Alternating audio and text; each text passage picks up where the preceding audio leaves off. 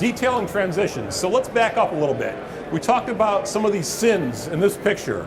The transitions are the primary sins here. The transitions are just all wrong. There's no transition in this picture that is right, quite frankly. Nothing.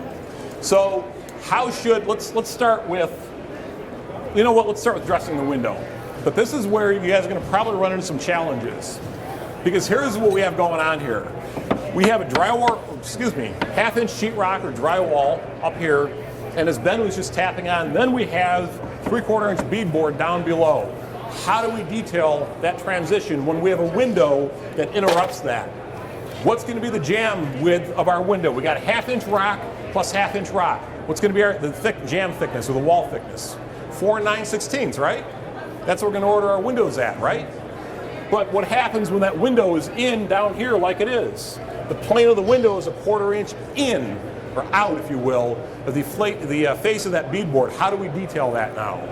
Well, we have to put a jamb extension on. Even though the jamb up here is still flush with the drywall, this is our key point. This governs everything. So we need to put a jamb extension on. Alternatively, it's not necessarily the proper way, but in some situations, you can rabbet out the backside of the material depending on what you're doing. If you run into one funky window or something like that and a wall of them, you could also rabbet out the backside. Absolutely. Most guys aren't going to take the time to do that. So our solution is to put jamb extensions on. Remember, we've been talking all morning about shadow lines and reveals. This is another situation. Can you point out the shadow line or the reveal there? You don't ever take jamb extensions in this situation and put them flush with the jamb of the window. It doesn't look right. I know, you're looking at me like, who would do that? We've seen it time and time again, and it looks hinky. So put a 1/4 inch offset there. Be consistent. Use a 3/16 reveal, 1/4 inch reveal, offset, whatever you guys want to call it, shoulder, but be consistent. Pick one and stay with it for the entire project. So we're going to actually go ahead, we've got the jamb extensions on, and we have two different things going on here. Depending on the area that you're working in, you may run into this situation where you have a traditional stool and apron and then a casing detail. Where do you guys start when you trim a window? Out of curiosity. You start at the stool or you start at the head? You start at the stool? Stool? Stool? You? Stool. Stool? Okay. I'm curious. Some guys start at the head. Not every time, though. There are situations where I work from the head down. Go ahead. Let's just go. Because, again, we have a different method. And, it's not right, not wrong. It's just different. So what we have here is we have our window stool. You might call it a sill. We have our window stool that's been cut. And you're going to notice something about this. You're going to notice that it actually laps onto the casing on the right. You see that? This is one of those scenarios where, as I said, we've got two different examples going on. The left hand is traditional stool and apron. The right hand is really kind of a cool historic detail I found in a pattern book years and years ago. And that's where the casing legs come down and rest on plinth blocks at the floor.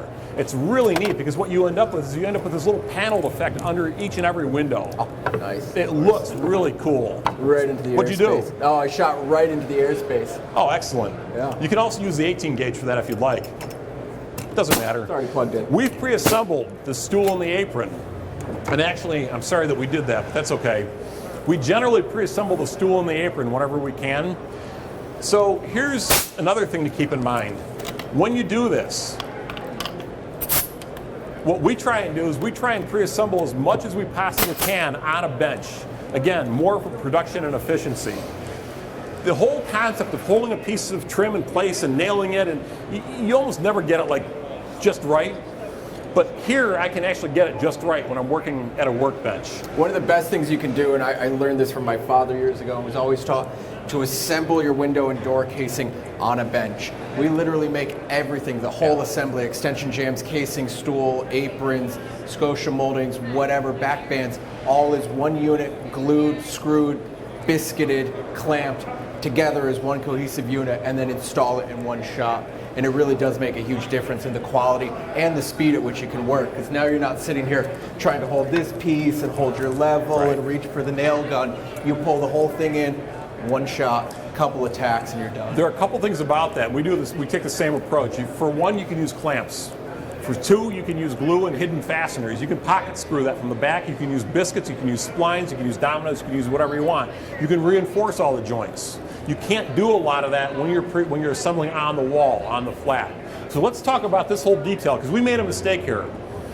I made a mistake a couple days ago. I've been talking about shadow lines, right? How important they are. So here we've got a traditional stool and apron. We're starting there. And now we're going to put a scotia. You guys call it scotia or cove molding? Cove. Scotia? Cove? Scotia cove. Thanks. So Cove. Here we have a 3/4 inch scotia or cove molding that we're going to install. So let's go ahead and do that. You're going to notice something.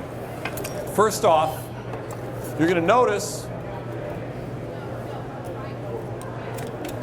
right here, down here, where we talk about using self-returns. Self-returns are like your best friend, because what they do is they create another shadow line. And when we use self-returns, it is a really clean, finished look. We've got 2 self-returns on this piece, and we probably should have pre-assembled this and held it up, but that's okay. That was an extra. That's okay. So we have a scotia or a cove here, and then we have a self-return back into this piece of casing. It lands right here. So it is a true self-return. It's a 0 self-return, meaning it is only the length that the molding projects from the plane of the wall, or in this case, the apron. Back here, we have another self-return. In this case, it has to return back onto, and actually, do we have them? And here, it has to return back onto the wall, the thickness of that apron plus the projection of that scotia or cove. I made 2 mistakes here. I want to call them to our attention. We were going to fix this yesterday when we found the mistakes. I said, you know what, let's not. Let's just leave it. But here's what I did. I didn't actually account for the shadow line. I made that stool, windowsill, whatever you want to call it, I made it too deep. Can you guys actually see that scotia under there? I can't. I made this too deep. I made it about 3/4 of an inch too deep. And it was a mistake on my part. To that point, what Ben does is he lays everything out ahead of time. Go ahead if you want to take that. Yeah, a lot of times if I'm coming into a job where I have a whole house to trim out, especially if it's complicated, built-up molding assemblies, before I even start anything in the house, take any measurements, I'll make a mock-up of the whole molding assembly with the apron, with the stool, with the scotia molding, with the casing, with the baseboard, with plinth blocks, whatever it is, and set it on my bench. And I'll make it accurately, because now it's something that I can set in front of myself and I can look at as I'm working. So you might be in the middle of the day waiting for lunch, customer just called, annoyed, and you're trying to remember what's that, reveal that I need. It's right there in front of you. You can look at it, you can measure off of it, you can see how pieces come together. So you literally assemble everything, is that right? So you have all the layers? A small mock-up. Yeah, I'll usually make a small little mock-up, and it doesn't have to be something perfect, but as accurate as possible, and I'll keep it there as I work.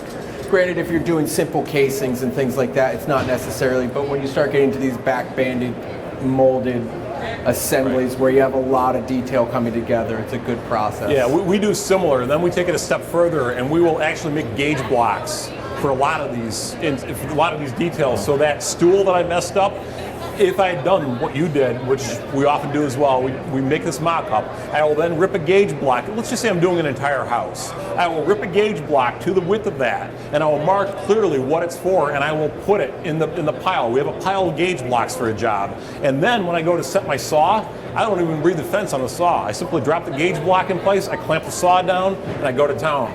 And if I forget to cut one stool, or I miscut one or two or whatever down the road, I can go back and take that gauge block and drop it in there, and it's going to be consistent.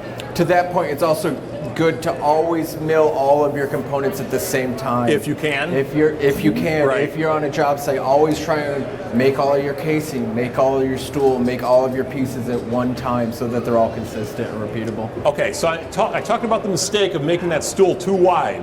There's another mistake in here, although somebody came up after the presentation yesterday and said, you know what, you're actually right. I still don't feel this is right. So there's a bit of debate here. Here's the other thing I did. Over here, we have a self-return. As I mentioned, we've got a self-return on the end of this, right in here where Ben's holding a square, and that self-return goes back into the wall. That point is actually 3/4 of an inch beyond the plane of the left-hand casing. So, what's the rule of thumb? As I said, this opened up a little bit of debate yesterday. It's kind of fun. I like the dialogue. The rule of thumb that I normally use is that scotia mold would be we call a supporting element, and it should be the edge of that should be supporting this casing. the casing should essentially be a column. If you think about the classical orders, the casing would be a column, that scotia would be a supporting element, and the edge of the scotia would be at the edge of the casing, not beyond. So that was another mistake. Now, I was corrected yesterday by somebody who knows a lot more about this than I do, Bob Scott, and he argued that no, your way is actually right, because what you're doing is you're taking what would have historically or traditionally been a milled windowsill or stool, and it would have had the cove milled into it, and you're simply applying it separately, so your way is the right way. Point is, do what looks good to you, to your eyes. Talk to your customer ahead of time. That's another place where the mock-ups really come into play. That's generally what we end up doing, is we make a mock-up for the customer, and then we just bring that to the job site. Right. But it serves a couple of purposes aside from getting the customer to sign off on it. Now you can in turn recreate that really easily and make your gauge blocks from that. So it's interesting because something is simple, right? As simple as how much time have we spent on this about talking about stool and apron? Who knew there was so much to talk about? There's a lot going on here.